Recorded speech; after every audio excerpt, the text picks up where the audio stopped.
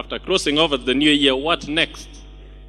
And so, wise Christian living in the new year. A story is told of two monks. Two monks were walking.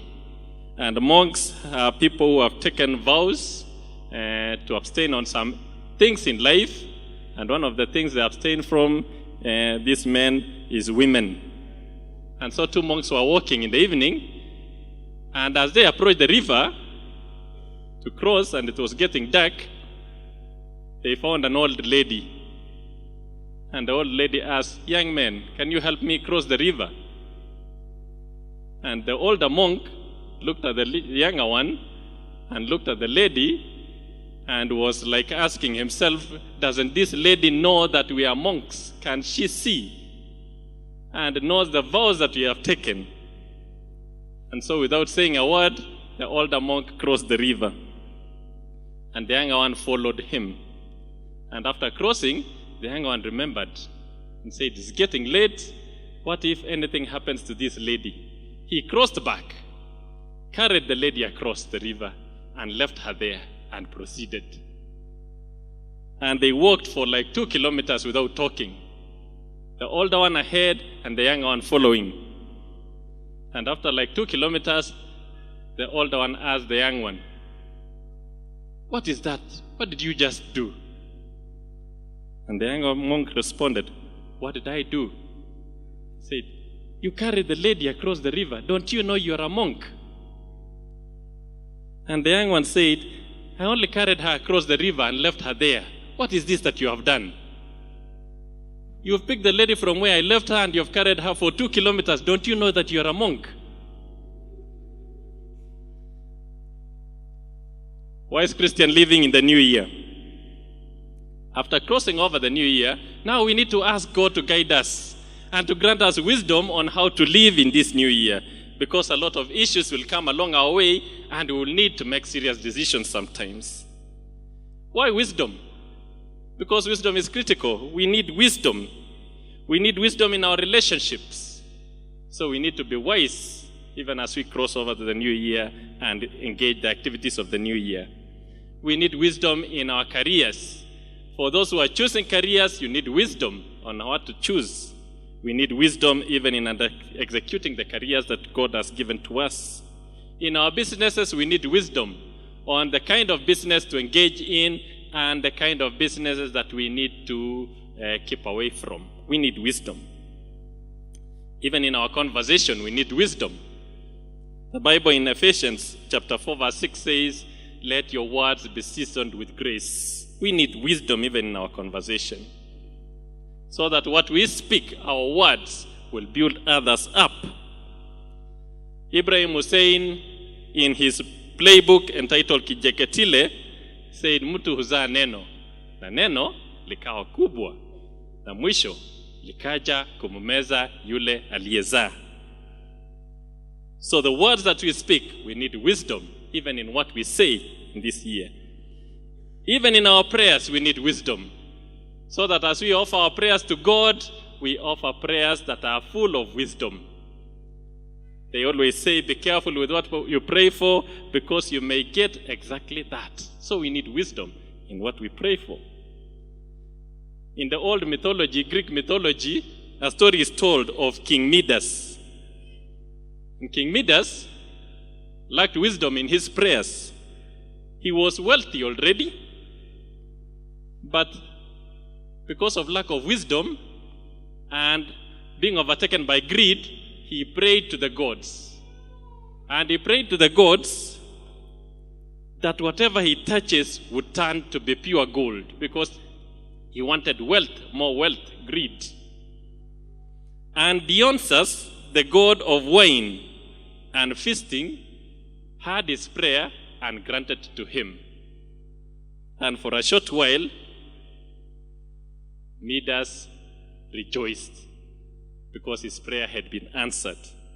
And everything he touched turned to pure gold. But wait a minute, it wasn't long that he noticed that actually he had made a wrong prayer, because everything he touched turned to pure gold. His table, as he touched the table, it turned to pure gold. When it was time for lunch, He touches his food, it turns to pure gold. It was time to sleep. He touches his blanket and the beddings, they turn to pure gold. And so, soon, the next day, he extended his hand to shake the hand of his lovely daughter, and the daughter turned to pure, lifeless gold. His prayer was answered, but he noticed that, kumbe, I had made a wrong prayer. We need wisdom, even in our prayers. In the passage at hand, we encounter an interesting story, an old story with great lessons for the new year. In this story, Nahash, the king of the Ammonites, dies in verse 1. And when the king dies, David, who was a neighbor, found it wise, and it is good discipline anyway, that when your neighbor loses a loved one, you have to go and stand with them. And so David writes a condolence letter, a message of condolence, and sends to Hanun, the son of King Nahash, who was coming over now after the father had died. And he says, Paul, son, for the loss of your dad. And he sends his messengers. NIV talks about a delegation. Says he sent his delegation, a group of messengers, to take the message to Hanun that sorry for what happened. And he gives the reason for doing that. In verse 2 and 3, he says his late dad was nice to David. So David was right to send a message to them because the dad, who was the king, Nahash, was nice to David. And unfortunately, upon receiving the message, Hanun listens to a group of advisors who are around him. And his friends tell him that you think David is sending an innocent message? No, these guys are no ordinary people. These are no ordinary delegation. These are a group of spies. David is spying on you. He has no good intentions for you. Even at this time of mourning, he has no good intention. He wants to spy in your country. And so humiliate them and send them back. And so the messengers were humiliated, and David's message of condolence was returned to the sender. And David, upon listening that his message was rejected and his delegation humiliated, he didn't take that lightly. He sent a message to his delegation that please don't come home. Stay in Jericho until your beard is fully grown. In fact, the history narrates that it was not all the beard that was shaved. Half of the beard was shaved. If it were all, there's no big deal. I think they would just walk in. But it was all the beard. It was half of the beard shaved. And remember, the Israelite men were keeping long beards. So half of it and half remains is quite a shame. And not just the beard, but also their clothes were cut in the behind. I will use New American Standard Version. The New American Standard Version says it does it at least lightly, not as sharply as NIV, but at least some kind words here. It says, so Hanun took David's servant, shaved them, and cut off their garments in the middle as far as their hips, and sent them away. So the garments were cut at the back and were sent away, exposed and shamed. Verse 5 talks about that certain men were sent by David to meet them, for they were greatly humiliated.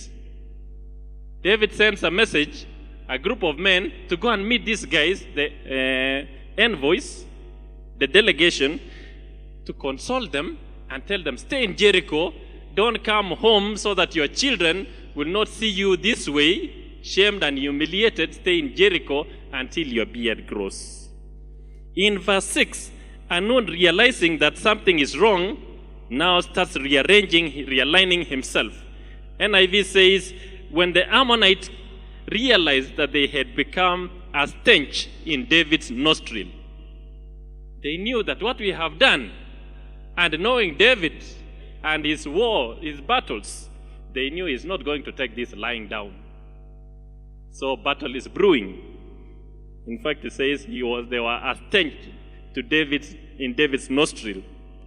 And so they realigned themselves. The Ammonites go to the Arameans and ask for support, reinforcement.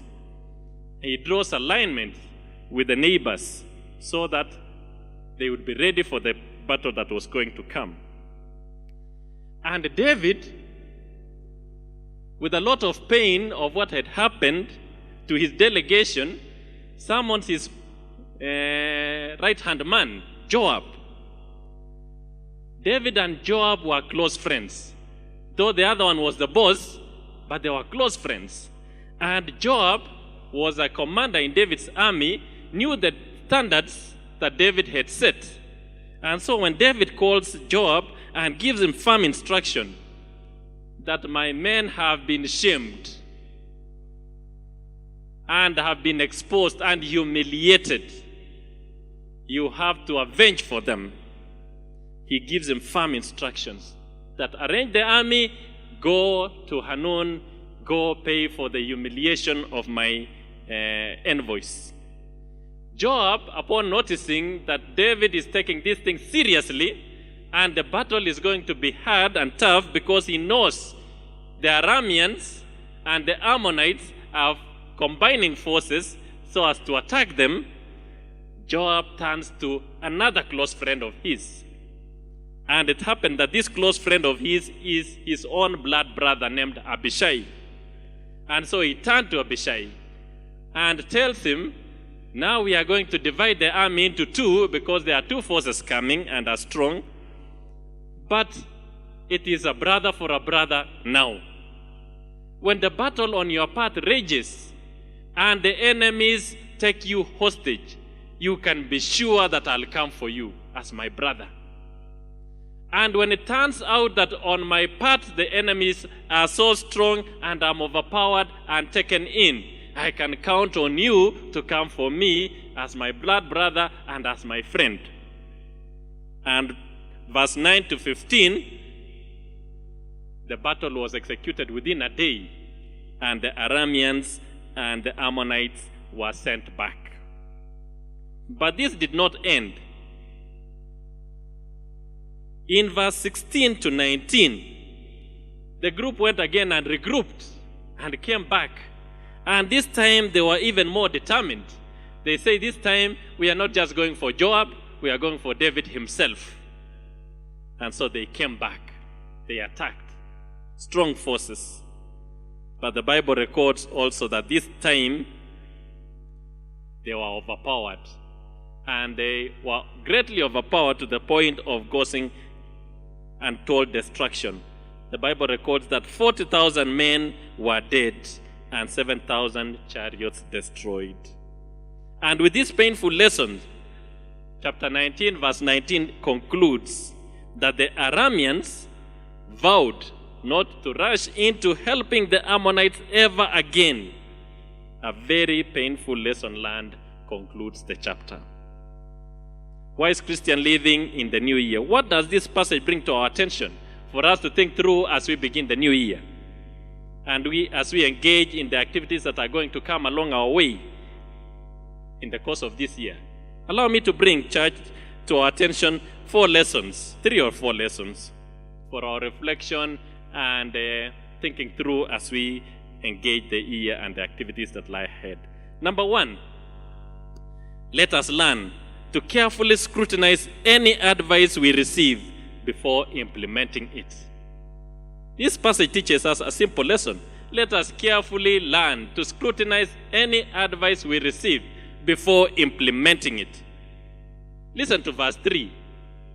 Verse 3, an advice is given. The Ammonite nobles said to men, the Ammonite nobles said to Hanun, do you think David is honoring your father by sending men to you to express sympathy? Haven't his men come to you to explore and spy out the country and overthrow it. The passage begins, and immediately an advice is given by some men to the king. And the advice is, these are no ordinary men. These are spies coming to spy on you. So don't just receive the message. And the king, without careful scrutiny of the advice given, takes it and implements it as it is. And the loss is quite devastating. Let us learn as the year begins that not all advice we receive are to be implemented as is. Carefully scrutinize it. Carefully scrutinize it. Lack of careful scrutiny in this passage led to heavy losses. 40,000 soldiers plus 7,000 chariots. In fact, plus 7,000 men on chariots, that accounts to 47,000 men lost. And these are not just ordinary men lost. These are soldiers. These are loss of breadwinners to their families. These are loss of friends. These are loss of trained soldiers who are going to protect the country. According to the Associated Press report in 2007, it gives a report that in the US, an average soldier costs $17,500 to equip. One soldier, $17,500 to equip. That translates to 1,750,000. And one chariot, according to the Roman history, to get one chariot, it would cost somewhere around 9 months' wages for a Roman soldier. So it was not an easy thing. In one day, to lose all this because of a careless advice that was not carefully scrutinized, taken and implemented, is a great loss and quite devastating. Church and my friends, let us carefully scrutinize any advice you receive before implementing. There will be so many advice that you will receive along the way in life. Carefully scrutinize it before implementing. During the time of Rehoboam, lack of careful scrutiny led to the split of the nation of Israel. When Solomon was gone and now the son Rehoboam was taking over leadership, and Rehoboam turns to advice. Men who are full of wisdom come, who had walked with his father, come and give him an advice that please, the taxation was just too heavy because your dad had 1,000 wives around him. It was so heavy to tax the populace to finance his lavish lifestyle. Please cut down on the cost of taxation and the people will submit to your leadership. Without careful scrutiny, Rehoboam turns to his age mates, young men who did not have a lot of wisdom.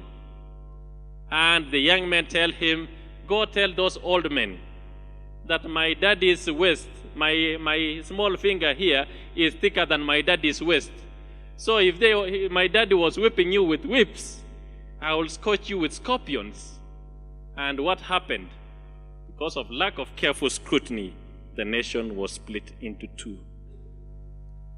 Brothers and sisters, members of this great church and Christians universally, let us carefully scrutinize any advice we receive before implementing.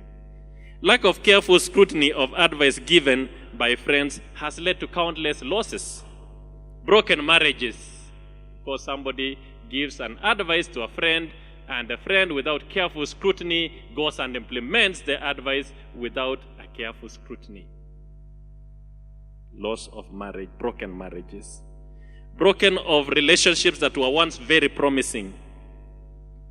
Relationships developing among us young men and women, and encouraging, and people think that this is going to yield something positive in the society because of lack of careful scrutiny of advice given. Somebody is told, your girlfriend is a witch doctor. And seriously, you listen to it and you go and say, away with this relationship because you are a witch doctor. Broken relationships.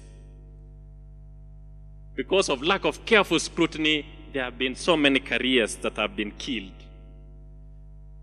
Somebody's advice that you think that business, that company that you're working is not going anywhere, it is going under receivership next month, and so anza kujipanga And somebody the next day, without careful scrutiny and careful thoughts, hands in resignation letter.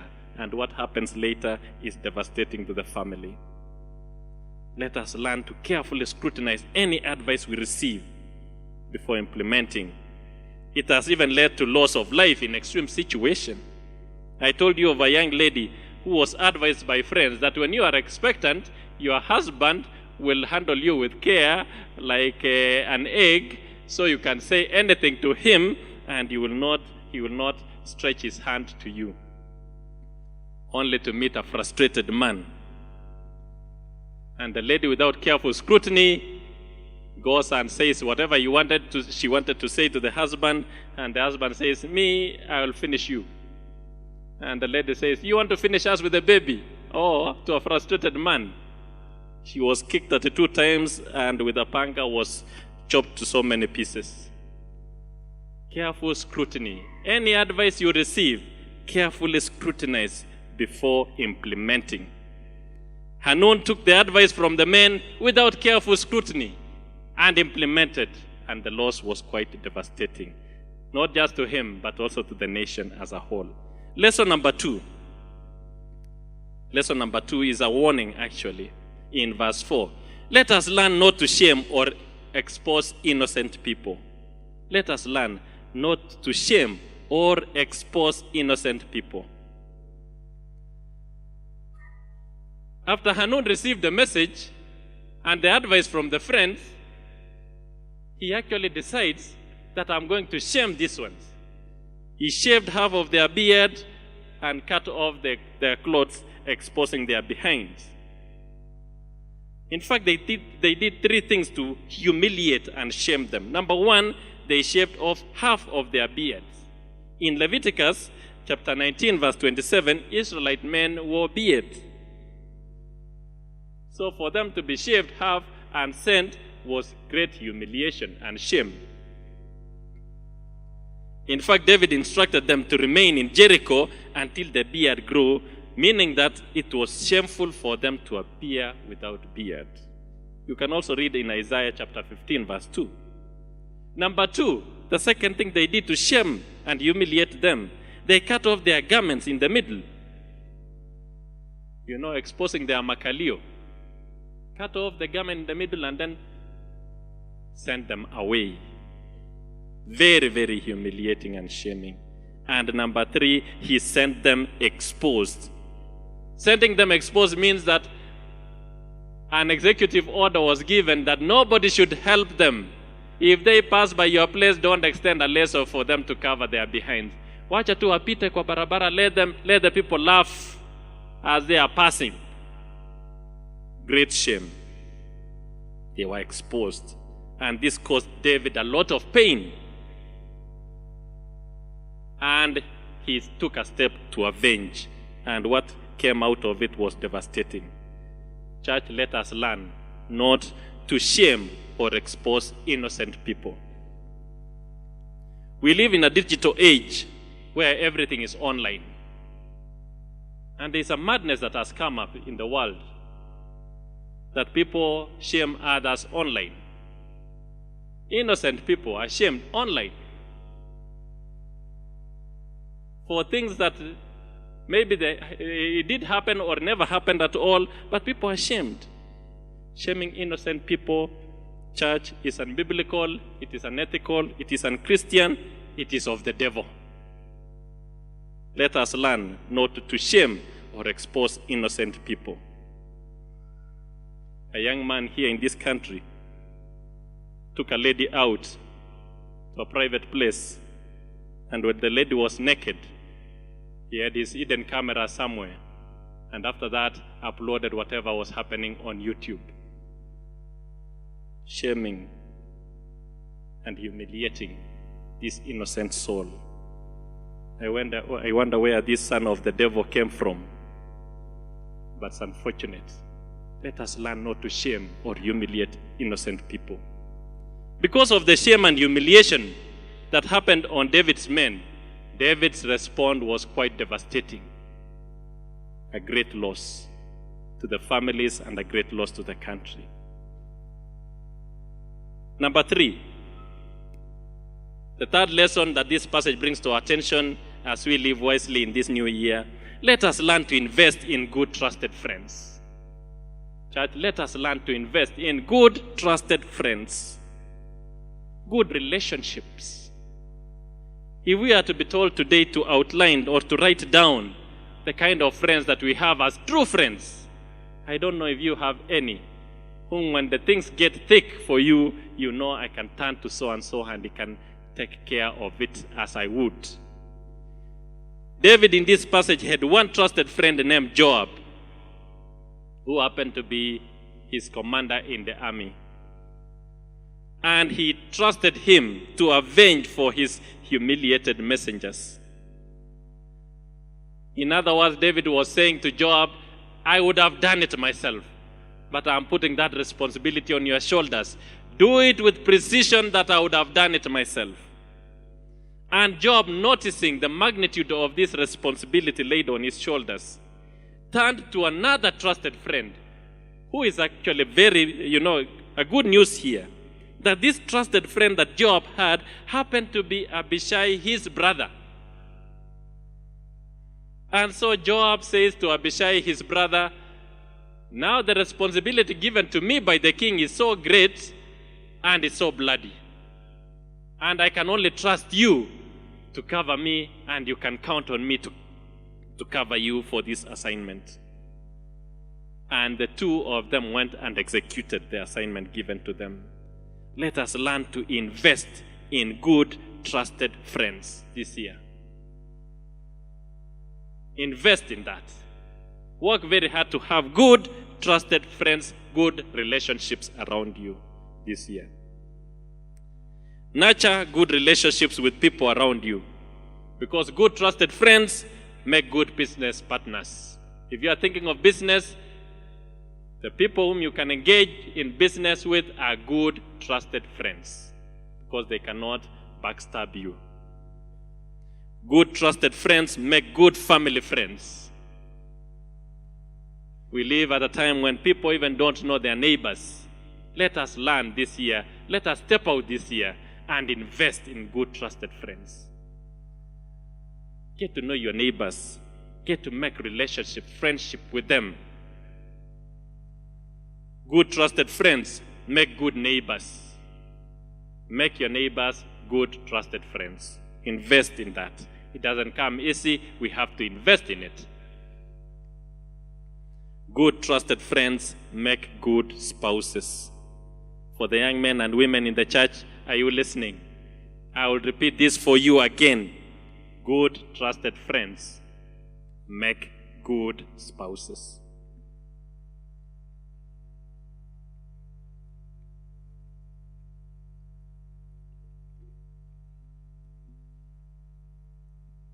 So we have to invest in that, good, trusted friends. You don't get on Facebook and pick some feces there and bring him to the church here and you say, I want to marry this one. Invest good, trusted friends because they make good spouses. Are you listening? I repeat this for the young ones. Good, trusted friends make good spouses. I will repeat to you privately in our meetings. May God help us to learn to invest in good friends, trusted friends. Joab invested in his brother, Abishai. He became a good, trusted friend and was his blood brother. David invested in Joab, who was his army commander, and he was a good, trusted friend. I pray that God this year will help us, that out of our families would flow rivers of good, trusted friends between parents and children. So that when a child has an issue, he or she knows that I can talk to my dad about this issue without any difficulty. And I can tell him anything. And he will take it with the heaviness that I would expect a dad and a friend to take it. Let us invest. Because if we have good, trusted friendship within our families, a lot of evils that we see in the society would diminish. A lot of problems that we see of homicides is because there is no investment in good, trusted friends within a family. Let us invest in good, trusted friends within our families this year. So that you don't just introduce your spouse as Mama Watoto. You say, this is my friend, and she happens to be the mother of my kids. Or this is my friend, and he happens to be my son, secondborn. Let us invest. It doesn't come easy. We have to invest in it. May the Lord help us to do that. And lastly, lesson number 4 that comes to our attention from this passage. Let us be careful not to jump into any bandwagon before giving a second thought. Let us not jump into any bandwagon without giving a second thought. The Arameans jumped into the Ammonite bandwagon without a serious consideration. It is the Ammonites who have cooked their own issues with David, and then they turned to Arameans. And Arameans, without asking that where was it, how do we come in on this matter? It is your issue with David. How do we come in? Without careful scrutiny, they say, fine, we'll draw alliances with you. And they got in. And the loss was quite devastating. Before they made these statements in verse 19, these are their own words. These are their own words. These are their own words. They are not mine. I'll read you what they said. In conclusion, what they said. The last part of it says, so the Arameans were not willing to help the Ammonites anymore. How does Amplified say? Amplified say, nor would the Syrians longer help the Ammonites. By the time they got into that bandwagon, by the time they were out of it, they lifted up their hands and they said, siku ingine, we will not try this at home. We will not try this. We will not jump into it. Let us be careful not to jump into any bandwagon without giving a second thought. The Arameans resolved that we will not engage again in such a kind of an affair without giving a serious thought. In families, how many marriages have ended up in the rocks because a spouse wanted to apply what they saw in Hollywood movies without giving a second thought? That is this a reality or just a play in a Nigerian movie? That this is how to get hold of your husband, to make sure that he will not leave home. This is what you do. They go and implement without a careful thought. And the result is devastating. In business, how many men and women have suffered huge losses because of jumping into some juicy business deal without giving a second thought? How many people have suffered huge losses for jumping into pyramid schemes without careful thought because of the mentality of get rich quickly? You don't ask, is this thing for real? You don't inquire, you don't invest in time to research. And the results are devastating. Let us not jump into any bandwagon without giving a careful thought. As students who are going back to school, how many students have suffered great losses because of engaging in activities that they know nothing about? Some people are planning for a strike and you join in, and soon you are out together, and it is said you are the master plans, you are kicked out of the school. You suffer great losses for the things you had nothing to do about. As citizens of this great nation, how many citizens are serving jail sentences, jail terms, for having joined demonstrations they knew nothing about? Just see a bunch of people moving in the streets and you say, wacha niingie nitajua mbele mbele what is going on. You are arrested, you are put in prison, you serve a jail term, and you are asked, why are you in prison? You have no idea. By the time you say, I will not repeat this again, you have wasted heavily, heavily. By the time the Arameans said, we are not going to the Ammonites again, the loss was already too huge and quite devastating. Church, may the Lord bless us as we walk into this year to carefully think about these things, and may He, by His grace and mercy, help us that we will always make wise decisions as Christians in this new year. May the Lord bless us.